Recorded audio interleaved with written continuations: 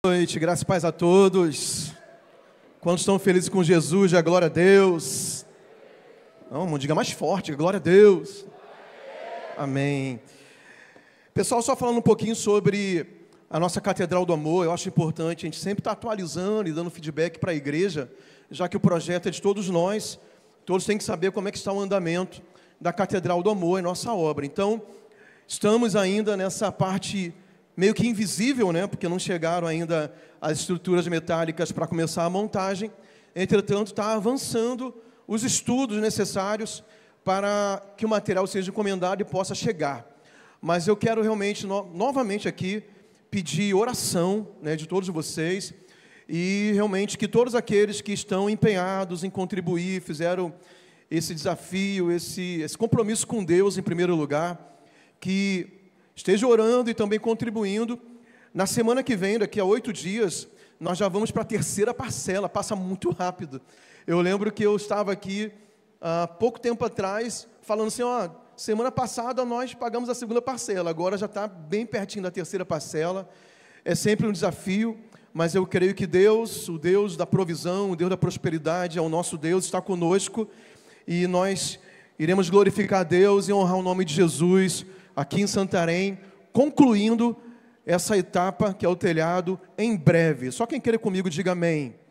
Tá bom? Então passa essa mensagem aí para as suas células, para os seus liderados, para a gente se unir em torno desse propósito. E também nós estamos transmitindo online. Você que está assistindo nosso Tadel online, nós estamos no projeto da construção da catedral. Eu não sei se está aparecendo na tua tela, na televisão, a nossa catedral, mas você também pode contribuir, se você tem sido abençoado através das transmissões, dos cultos e Tadel, se você admira e está na mesma visão conosco da parte de Santarém e deseja se unir conosco, contribuindo para completarmos a Catedral do Amor, aí na sua tela estará aparecendo o QR Code e as formas de você contribuir mesmo online, tá bom? A sua oferta vai nos abençoar muito e vai abençoar a obra que nós realizamos aqui em Santarém, tá bom? Muito obrigado. Esses eram os avisos a respeito da catedral. Eu queria convidá-los que todos nós, vocês, sentados mesmo, possam curvar suas cabeças, fechar os olhos para orarmos. Senhor, quero te louvar. Obrigado, Pai, por podermos estarmos reunidos para tratar da Tua palavra e da visão do Senhor, do Teu reino, a respeito de coisas tão importantes. Hoje nós vamos falar sobre discipulado, que é uma ordenança Sua para nós, para a Sua igreja. Nós levamos isso a sério porque tem abençoado as nossas vidas. E sabemos, Senhor Deus, que nós vamos discipular as nações. Portanto, precisamos de clareza, revelação do Teu Espírito sobre a Tua palavra, para que possamos fazer a Tua vontade, da forma que o Senhor deseja. A nossa igreja aqui, local, nossa igreja local, que Santarém seja, Senhor Deus, linha de frente nesse projeto do Senhor para as nações, a começar de Santarém e alcançando todo o mundo. Seja conosco e nos abençoe nessa noite, em nome de Jesus. Amém. Diga amém.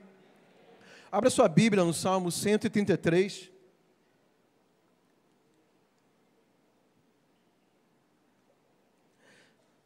Salmo 133, hoje nós vamos falar sobre o poder das conexões como discípulos e discipuladores.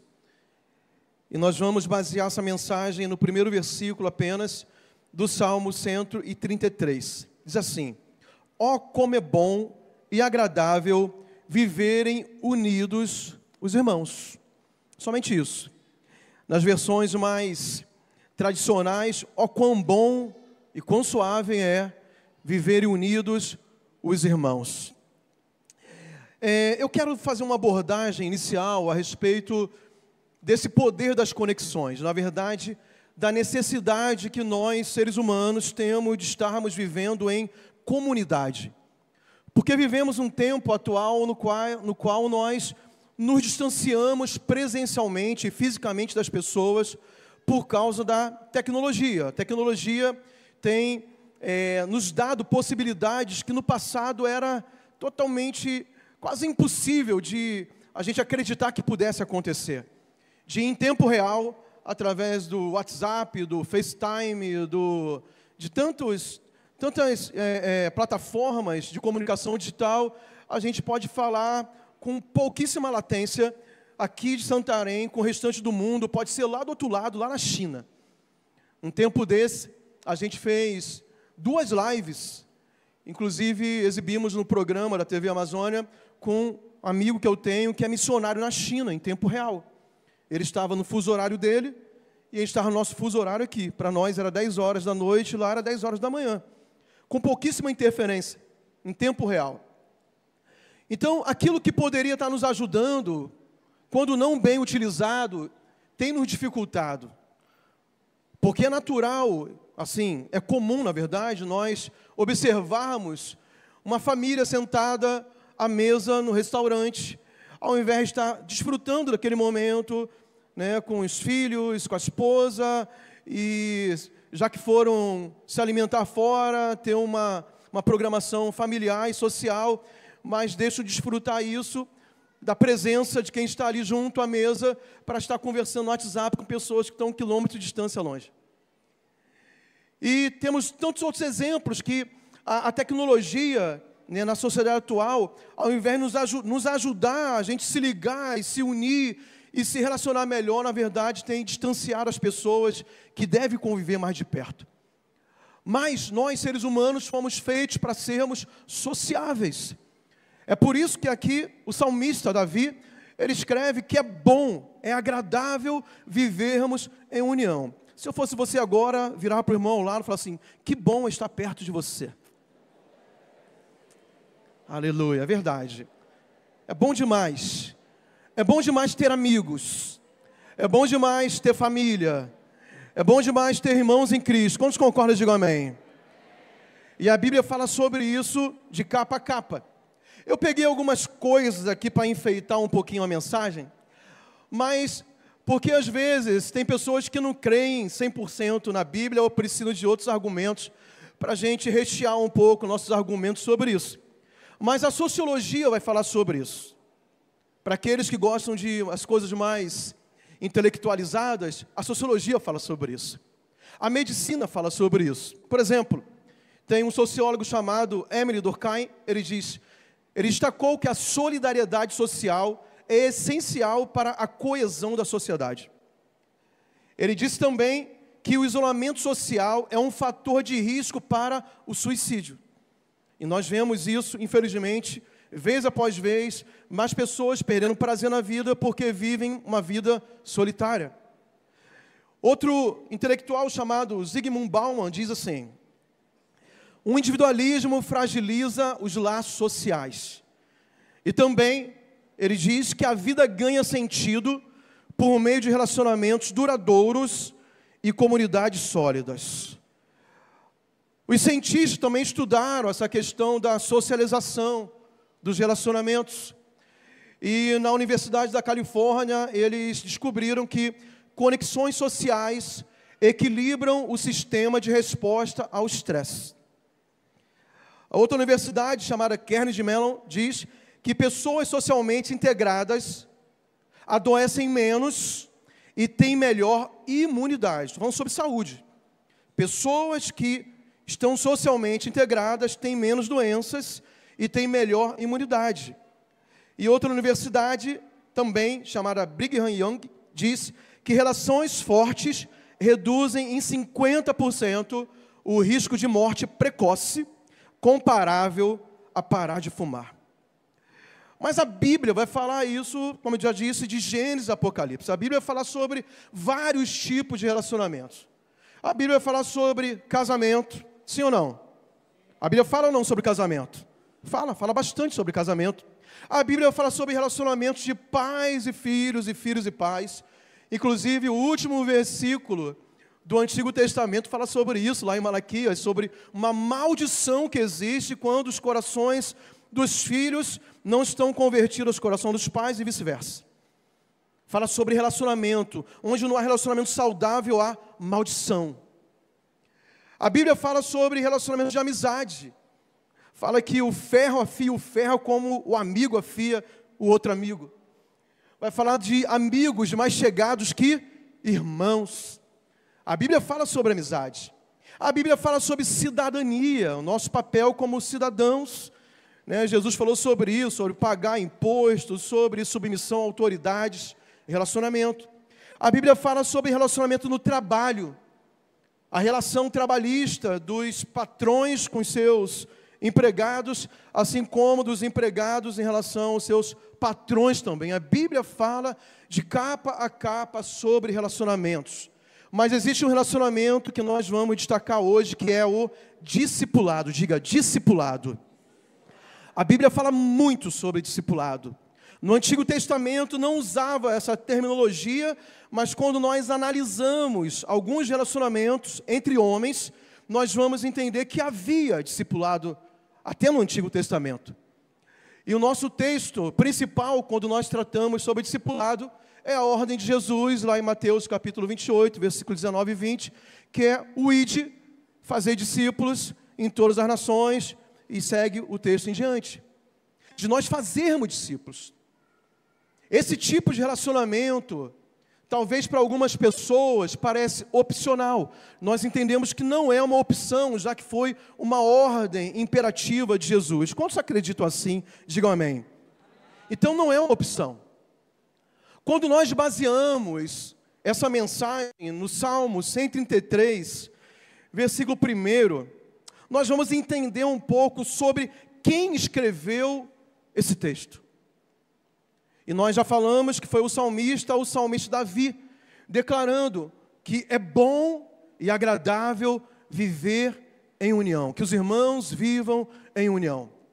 Mas se você olhar a vida com detalhes desse homem chamado Davi, a sua história, você vai perceber que ele, se não fosse alguém que tivesse uma revelação clara, espiritual, da importância dos relacionamentos, e nós vamos falar do discipulado, a respeito da história de Davi, mas no viés do discipulado, nós vamos entender que ele não tinha nenhum motivo para declarar que era bom e agradável viver em união. Quando a gente vai entrar na história de Davi, a gente poderia encontrar alguém totalmente frustrado, decepcionado e traumatizado com relacionamentos. Porque se tem alguém que sofreu com relacionamentos interpessoais, foi alguém chamado Davi. Ele teve problema de relacionamentos de todos os tipos. Quando começa a Bíblia a relatar a história de Davi, e principalmente ali naquela fase em que o profeta Samuel foi ungir o futuro rei de Israel na casa do seu pai, na casa de Jessé, você sabe que ali começa a demonstrar, a Bíblia começa a demonstrar que havia algum tipo de problema naquela relação de paternidade, fraternidade, irmandade dentro daquela casa. Porque todos os filhos são apresentados como uma possibilidade de ser o futuro rei de Israel, já que Samuel sabia que era na casa de Jessé que encontraria o futuro rei, mas em nenhum momento até então Davi foi colocado como possível rei. Ele foi meio que esquecido, deixado de lado, ou ele era tão menosprezado que mesmo não tenha sido esquecido, falou assim, não, pode ser qualquer um, menos ele. Ele não tem perfil para ser rei. Mas isso não era o profeta que falava, nem ninguém falou, mas se isso aconteceu, foi uma iniciativa da sua própria família. Então havia um problema e ele poderia se sentir muito traumatizado, depois que tudo aconteceu com seu próprio pai. Imagina você saber que houve uma grande oportunidade de ascensão social, de uma grande promoção, de você poder ocupar o cargo mais importante da nação, e que foi alguém lá para escolher dentro dos seus irmãos, e você nem sequer foi chamado para aquela reunião. Se alguém que pudesse ter problema com os seus irmãos de sangue, era Davi. Porque lá no campo de batalha com Golias, quando ele chega lá, ele não é rejeitado por outras pessoas, a não ser pelo seu próprio irmão. Falou, cara, o que você está fazendo aqui? Aqui não é o seu lugar. Eu sei que você é presunçoso. Eu sei que você está mal intencionado aqui, tipo expulsando ele do lugar. E ali foi o grande ponto de virada da vida de Davi, mas pelos seus próprios irmãos ele não estaria lá. Se fosse falar de relacionamento com liderança, e na igreja tem muita gente que fala assim, eu não aceito ser mais discipulado por ninguém. Aí eu pergunto, por que, irmão? Porque eu tive uma frustração muito grande com líderes. Você não teve nenhum líder que quis atirar a lança para te matar até então. Mas Davi teve. E mesmo depois disso, ele continua falando, ó, quão bom e quão suave é viverem unidos os irmãos. Isso é espiritual, não é, irmãos? Sim ou não? Porque naturalmente não tem como justificar alguém que declara num salmo, que escreve no primeiro versículo de um salmo tão importante, que algo é tão precioso, especial, mesmo ele tendo tantas decepções. Ele podia também ter se ferido e se frustrado com seus próprios filhos. Absalão, seu filho, deu o golpe de estado. Davi teve que deixar o seu trono, o seu reino, fugido, com medo de ser morto pelas mãos do seu próprio filho Absalão. Ele tinha problemas de relacionamentos por todos os lados. E mesmo assim, ele não abria mão de saber que isso era muito importante. O que é importante? Relacionamentos. Mas nós vivemos uma geração hoje, irmãos, que, por exemplo, inflamou a unha, corta o dedo. Sabe o que é isso? Teve um pequeno problema, ele abre mão de tudo por causa daquele pequeno problema que teve. E pessoas saem declarando que a visão do MDA, e o MDA é um modelo de discipulado apostólico, o discipulado 1 a 1, diz que não dá certo. Por quê? Porque a sua experiência foi ruim com algum discipulador, ou com algum discípulo. E na verdade não existe nenhuma garantia que o meu relacionamento com outras pessoas será 100% sucesso e eficaz, porque no meio de algo que é espiritual, que é bíblico e que é uma ordem do Senhor, temos eu e você. E nós temos problemas. Nós temos problemas em nossos temperamentos, em nossa personalidade e até no nosso caráter, que precisa ser moldado segundo a imagem do Senhor Jesus. Mas não significa que o projeto de Deus para vivermos a verdade bíblica, no qual Davi diz que é bom e agradável, nós vamos abrir mão, nós vamos difamar e nós vamos contrariar ou deixar de viver o que a Bíblia fala que nós devemos viver. Quem está entendendo? Diga amém. Então vamos ver aqui Davi como discipulador e como discípulo também. Primeiramente como discípulo. Davi, ele aprendeu submissão antes da exaltação. O discipulado tem uma característica que é submissão.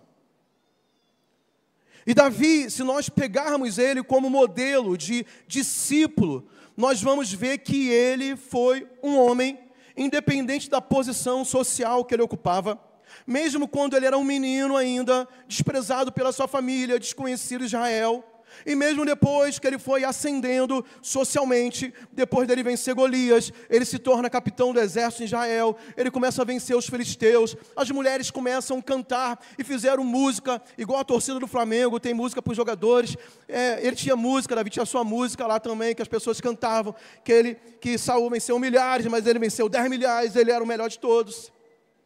Depois se torna rei de Israel. Mas em várias ocasiões você vai ver Davi se submetendo às autoridades que estavam sobre ele, acima dele. Você vai ver Davi obedecendo o seu pai quando o manda ir lá no campo de batalha levar pão e queijo para os seus irmãos e para o capitão do exército. Você vai ver Davi se submetendo a Saul mesmo sendo perseguido para a morte. Porque é muito fácil, irmão, se submeter quando o nosso discipulador é a pessoa mais legal do mundo. Mas quando ele começa a nos confrontar com coisas que não achamos legais de serem confrontadas sobre nós, muitas vezes nós, discípulos, não queremos mais essa submissão. Ou quando o temperamento dessa pessoa não é aquela que encaixa muito comigo. Mas a questão do discipulado não é uma convergência de temperamentos. A grande questão do discipulado é se o discipulador tem uma palavra de Deus e bíblica sobre nós, independente até do temperamento dele, se ele é um sanguíneo que fala tudo na tua cara, se ele é melancólico que vai dando volta e chora contigo. Isso não importa. Importa que eu, como discípulo, eu tenho que discernir se o que ele está ministrando sobre mim vem de Deus. E mesmo que não seja da forma que me agrada mais, eu não posso impedir dele ministrar sobre a minha vida, porque ele tem um temperamento A ou B. Eu tenho que discernir se é bíblico, se é de Deus. Amém ou não amém, pessoal? Então, Davi, ele submeteu até onde ele pôde. Ele fez além do que se podia imaginar. Porque ele poderia até declarar legítima defesa e matar Saul. Porque quem estava perseguindo, indo atrás dele, era Saul. Ele estava fugindo. Mas ele honrava tanto a unção que havia sobre o seu líder, mesmo um líder que estava longe do propósito de Deus, que ele não fez nada contra Saul. Pelo contrário, ele honrou. Você vai ver Davi sendo rei, ele submetendo a uma palavra confrontadora do profeta, quando ele estava escondendo pecados. Porque tem pessoas, né, e espero que nós nunca venhamos cair nesse erro, que às vezes nós protegemos tanto a nossa reputação, mesmo sabendo que está errado, nós temos dificuldade de aceitar confrontos de Deus, confrontos proféticos, inclusive. Principalmente quando há algumas diferenças que podem acontecer no discipulado. Por exemplo, pode acontecer do teu discipulador ser um crente mais recente na igreja que você. Isso acontece. Ele pode ter menos idade que você. Ele pode ter menos escolaridade que você. Ele pode ter menos dinheiro na conta bancária que você. E às vezes nós nos protegemos, a nossa reputação está pautada nessas coisas que são irrelevantes. Deus não está nem aí para a quantidade de dinheiro que você tem, nem pela tua idade, nem pelo tempo de igreja, nem por nada a não ser a verdade que está na palavra de Deus. E Deus pode usar quem quiser para nos confrontar.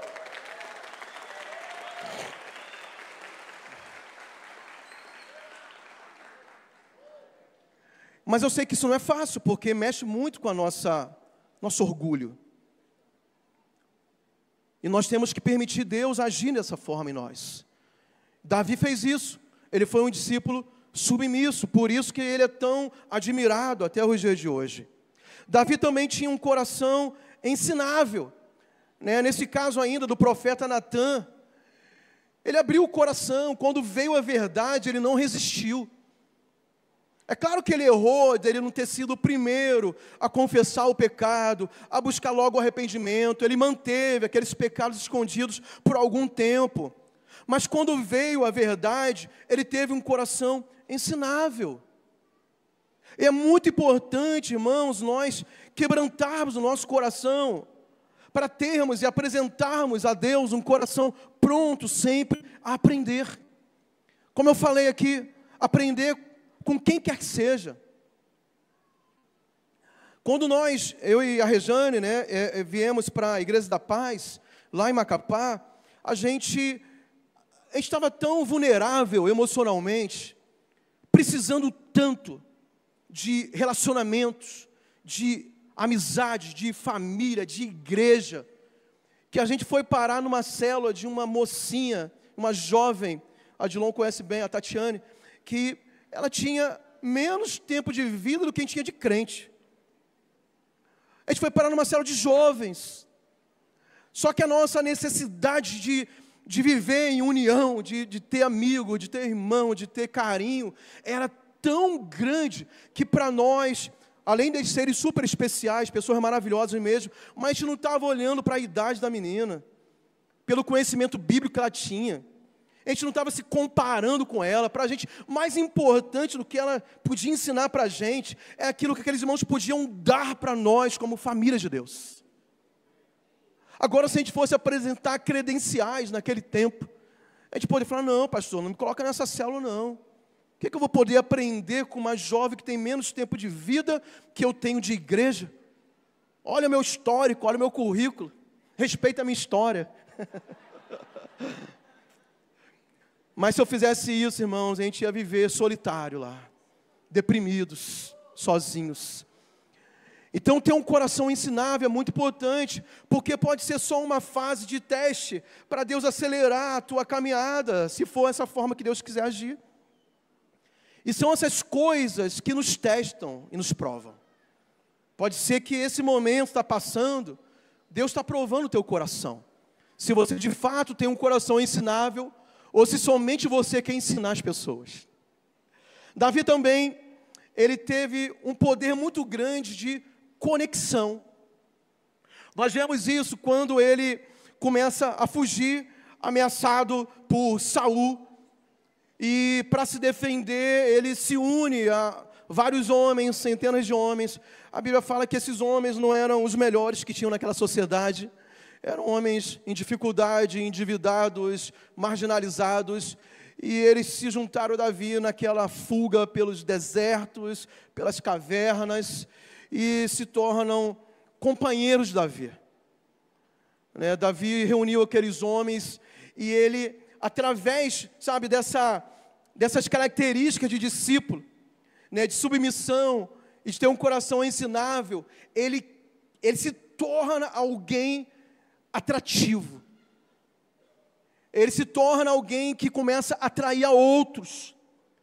E outros homens que estavam semelhantes a ele, porque ele era um fugitivo também, ele era procurado para ser morto pelo rei. Ele une essas pessoas ao seu redor. E começa uma nova jornada e um novo papel agora que ele inicia, agora não mais um discípulo, ele se torna um grande discipulador.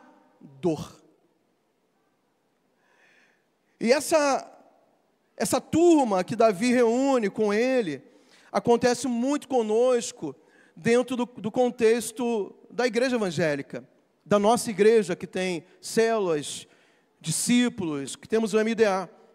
Normalmente nós não vamos escolher o nosso grupo. Normalmente nós não vamos selecionar as pessoas que nós vamos liderar e nem discipular, além de ser pai de santo. E tudo isso teve que ser tratado ali, foi muito desafiador. E Davi, ele se torna, então, um discipulador de homens muito problemáticos. Mas como discipulador, nós podemos aprender lições tremendas com Davi. Primeira coisa, Davi, ele foi um homem temente a Deus. Como discipulador, irmãos, uma característica, uma qualidade, nós precisamos ser tementes a Deus. Confiar em Deus. Não é dizer que confia, não é dizer que teme ao Senhor, é mostrar com as nossas ações. Davi faz isso começando lá com Golias. Qual foi o mérito de Davi ter vencido Golias? Além de toda a preparação que ele teve, sim, ele já tinha matado o leão, tinha matado o urso, ele era corajoso, ele era valente e tal, mas sem dúvida, ele declara isso, quando ele diz para Golias, eu vou contra ti em nome do Senhor dos exércitos. Eu não estou indo sozinho contra você. Você é maior, é mais forte, tem armas, tem mais experiência na batalha, na luta. Mas quando ele declara isso diante de toda a nação, o nome de Deus é glorificado na vida de Davi, porque ele vence aquela batalha, mas todo mundo sabia que a sua declaração de fé é que ele estava naquela guerra confiando no poder do Senhor dos Exércitos. Os nossos discípulos precisam ver a nossa atitude de temer a Deus em todas as áreas das nossas vidas. Quem entende, diga amém. Davi, ele foi excelente em tudo e que ele fazia. Como discipulador, nós temos responsabilidades. Assim como um pai precisa dar bons exemplos aos seus filhos, os discipuladores precisam liderar pelo exemplo. Então, você precisa ser excelente. Se você é um discipulador, é um líder de pessoas que não cumpre a sua palavra, não cumpre horários, não cumpre compromissos, se você fala coisas que as pessoas duvidam, você precisa rever isso rapidamente. Porque a tua liderança não vai funcionar.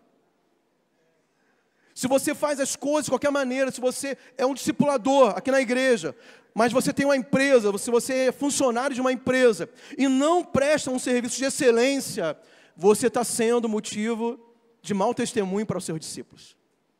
Porque o seu discípulo, naturalmente, tem que se espelhar em você. Então, seja um bom profissional, seja honesto, seja cumpridor de compromissos, seja pontual nos seus compromissos. Seja verdadeiro naquilo que você fala e naquilo que você faz. Por quê? Porque Davi foi assim.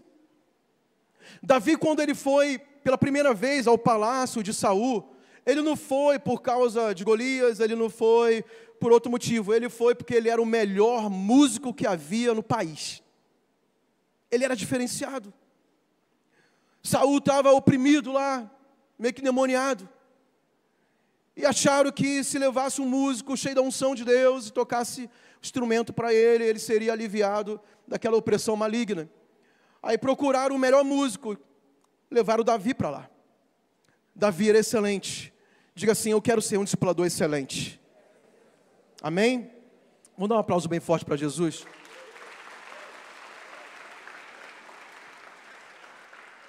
O discipulador tem que ter ambição com propósito. Pastor, não é pecado ser ambicioso? Não. Você tem que ter ambição com propósito. Você tem que ter sangue nos olhos para aquilo que glorifica a Deus. Para onde Deus pode te levar. É por isso que a excelência tem muito a ver. Quando Davi ouve lá no campo de batalha que Golias estava, quais seriam as recompensas e os prêmios que o rei daria para aquele que vencesse Golias, Davi usou isso como estímulo para entrar naquela guerra. E ele pergunta várias vezes, o que é mesmo que o rei disse que daria para aquele que derrubasse e vencesse Golias? Aí os homens falavam, vai ser isento dos impostos, vai casar com a filha do rei, daí falar, isso que eu quero. O que é isso? Ambição com propósito.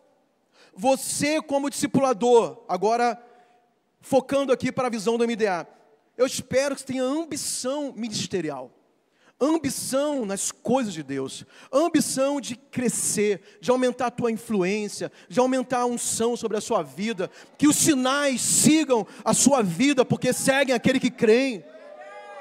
Seja ambicioso. Aleluia.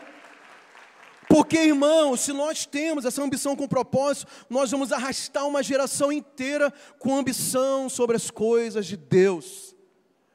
Mas tem discipuladores que, ao invés de estimular seus discípulos, são os discípulos que ficam animando o discipulador. Mas isso é vergonhoso. Porque se Deus te colocou nessa posição, Deus conta contigo. Para você crer em coisas grandes e viver coisas maiores em nome de Jesus. Um bom discipulador também se prepara previamente. Você tem que ser perito nas coisas de Deus, no seu ministério. Se você é discipulador, irmãos, participe das conferências do MDA, participe do Expresso 1, que vai ter agora aí dia 23. Se inscreva no Expresso 1. Pastor, o que é o Expresso 1? Treinamento intensivo para discipuladores. Você precisa ser um perito discipulador. Vá nas conferências em São Paulo, vai ter o MDA aqui, todos os eventos que nós temos, para você ser o quê? Preparado. A Bíblia fala em Jeremias, maldito todo aquele que faz a obra de Deus relaxadamente, mas nós não queremos estar debaixo de maldição, por quê? Porque nós queremos ser preparados para realizar a obra de Deus. Se você é um líder de célula, irmão, seja o melhor que você pode.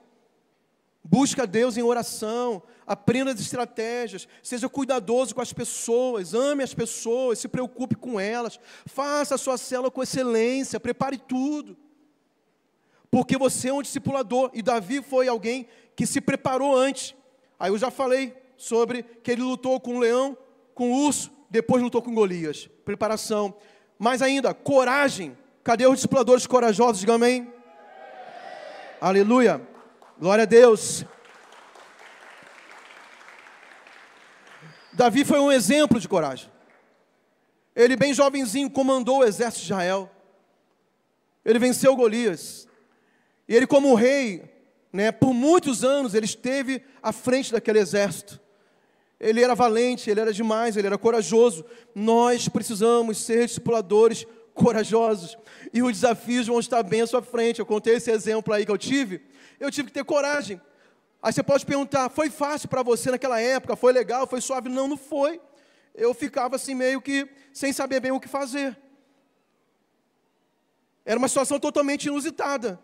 Mas o que é coragem? É não ter medo? Não, coragem não é ter medo. Coragem é você vencer o medo. Coragem é você estar diante do desafio e você encarar, sabendo que Deus está à tua frente. Então, discipuladores têm que ser corajosos. Existem situações no discipulado que tem que ter coragem. Coragem para confrontar problemas delicados na vida de outras pessoas. Coragem para falar a verdade com amor e brandura, mesmo que possa doer na outra pessoa, mas é uma dor que vai levar à cura. Mas discipuladores que não têm coragem, eles levam em banho-maria. Eles não confrontam. Eles não enfrentam situações difíceis. Mas a consequência é, não avança, não melhora, não transforma, não cura, não faz ninguém crescer. E Deus precisa levantar discipuladores corajosos. Diga assim, eis-me aqui, Senhor. Davi também, ele era um líder ativo. Ele estava sempre à frente de tudo, principalmente no campo de batalha. E Davi era um líder discipulador generoso. Então eu precisava ter mais tempo para estender a mensagem. Mas ele era generoso, é importante, discipuladores generosos. Generosos com tempo, generosos com atenção, generosos com a oração, generosos até financeiramente, de vez em quando, generosos de abrir a sua casa. Quem não tem uma experiência aqui para contar de abrir a sua casa para um discípulo, de dedicar tempo, às vezes um tempo que você não esperava ter que reunir naquele horário e você teve que estar lá. Eu tenho várias experiências de... Uma vez um discípulo meu ele era novo convertido ainda, lá em Macapá ainda. Ele teve uma briga com a esposa, ele bateu lá em casa 3 horas da manhã. Naquele tempo eu não era tempo integral na igreja, eu era militar, eu acordava antes das 6. Eu ficava olhando, meu Deus, faltam 2 horas para eu acordar. E eu nem dormia ainda, porque ele não vai embora. Eu estava desesperado, pensando no dia seguinte. Mas valeu a pena, porque esse mesmo discípulo que eu ganhei para Jesus, lá no quartel, no exército, ele continua servindo a Deus, lá em Belém hoje. Até mandei mensagem para ele antes de ontem. Um dia desse eu estava vendo ele batizando as filhas. Naquela época ele nem era casado. Ele estava amigado com a esposa dele agora tem filhas adolescentes. Eu vi uma foto dele batizando as filhas. Falei, meu Deus, como valeu a pena aquela madrugada. Ele está casado, ele resolveu as pendências com a mulher, e nasceram filhas, todos estão servindo ao Senhor. Então, amados, ó quão bom e quão suave é vivermos em união. E o discipulado é uma ordem de Jesus. A nossa igreja é conhecida no Brasil e fora do Brasil por causa do MDA, por causa do discipulado 1 a 1. Nós somos a geração que vamos manter essa chama e essa tocha acesa para as futuras gerações, até o Senhor voltar, em nome de Jesus. Amém? Vamos ficar de pé. Aleluia. Quantos vão sair daqui nessa noite querendo discipular e ser discipulado? Essa noite é para curar aqueles que estavam desistindo do discipulado. Eu me magoei porque meu discipulador me traiu, me feriu. Eu não estou te diminuindo não, irmão, estou falando verdade. Não ampute o dedo se a tua unha está inflamada. Cure a unha. E deixa o dedo no lugar. Porque é de Deus. É bênção para você. Nós temos experimentado esse privilégio de sermos família de Deus. Sabe, vez após vez. Sabe, de como é importante ter amigos mais chegados que irmãos. Eu e minha casa, nós não temos parentes de sangue, biológicos, no norte do Brasil, não é só em Santarém, no norte do Brasil inteiro. A maior parte do Brasil, tamanho continental, não tem um parente de sangue nosso que mora no norte do Brasil. Todo mundo mora longe. Mas vez após vez nós somos amados pela família de Deus, pela irmandade, pela fraternidade da igreja, sabe, pelos discipuladores, pelos discípulos. Então, irmãos, para mim, sabe, independente do que aconteça, pode dar coisas erradas, porque nós estamos no meio aí do jogo, mas independente do que aconteça, eu acredito na palavra de Deus. Eu acredito que esse é o modelo que Deus propôs para a sua igreja. Pastor, mas a igreja tal não tem discipulado 1 a 1. Eu só lamento, porque está na Bíblia. Era para ter. Não digo 1 a 1, mas discipulado. Era para ter discipulado. Porque é bíblico. Então você nunca pode achar que nós aqui estamos na contramão do movimento da igreja. Não, pelo contrário, nós estamos na mão certa. E se eu fosse você, que já tem um discipulador, não abra mão. Eu sei que tem muitos casos que esse relacionamento pode ser afetado por diversas situações. Mas você, como um filho de Deus, teu discipulador como homem e mulher de Deus, vocês têm capacidade em Deus de resolver essas coisas. Resolve, conversa, perdoa, remarca o dia, local, horário. Apara as arestas. Sabe, sejam transparentes com os outros, sejam humildes, sejam quebrantados. Mas fala assim, eu preciso da sua cobertura, eu preciso do seu conselho, eu preciso da sua oração, eu preciso conviver contigo. E do outro lado, os discipuladores, da mesma forma. Sejamos exemplares, sejamos corajosos, sejamos generosos, como tudo que foi falado aqui. Porque nós não podemos deixar esse movimento bíblico, espiritual, ser quebrado. E Satanás semear, sabe, o joio no meio do trigo. Colocar fermentos malignos no nosso meio e fazer crescer algo que não seja de Deus dentro de nós, da igreja do Senhor Jesus. Então vamos lutar por isso, vamos preservar isso. E vamos discipular não somente entre nós, vamos discipular essa cidade.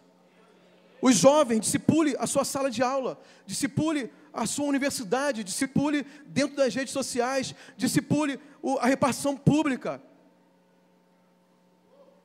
Deixa Deus te usar nesse modelo bíblico que Jesus nos deixou. Amém, pessoal? Senhor, nós queremos te louvar pela tua palavra. E porque o Senhor nos dá clareza para a nossa liderança, que tem ministrado há tanto tempo, sobre o discipulado. Aqui nós temos o discipulado 1 a 1, muito mais específico, muito mais dedicado, porque entendemos que nós precisamos ter um local de confissão, de prestação de contas, de cobertura espiritual, de paternidade espiritual, de maternidade espiritual. E tudo isso está dentro da igreja, tudo isso está na tua palavra. Senhor, nós repreendemos todo espírito que se levanta contra a verdade do Senhor entre nós. Eu declaro cura aqui nessa noite para pessoas que se frustraram, que se magoaram com seus líderes e discipuladores e acreditaram que o discipulado não dá certo na sua vida. Eu repreendo essa mentira maligna em nome de Jesus. Mas que a verdade da tua palavra possa brilhar nos corações agora, desfazendo toda a escuridão, todas as trevas, Senhor, e trazendo luz. Em nome de Jesus, tudo que o Senhor propôs para nós, queremos viver intensamente. E que nós possamos, além do discipulado entre nós, discipular Santarém, discipular, Senhor, as famílias da nossa cidade, discipular as escolas, discipular as universidades, discipular as repartições públicas, discipular, Deus, o comércio, discipular os serviços, discipular, Senhor, cada camada da sociedade. Porque esse é o ídolo do Senhor para nós. Nos unja, nos abençoe. E nós damos uma ordem que Satanás bata em retirada com as suas mentiras e enganos. Levante, ó Pai, a igreja prevalecente. A igreja, Senhor, que avança. De acordo com a tua palavra. Com aquilo que o Senhor nos ensina em sua palavra. A começar de nós aqui. Nós nos apresentamos disponíveis para o Senhor. Em nome de Jesus. Diga amém. Deus te abençoe, uma ótima semana, ótimas células. E vamos fortalecer o discipulado em nome de Jesus. E Deus abençoe a marcha.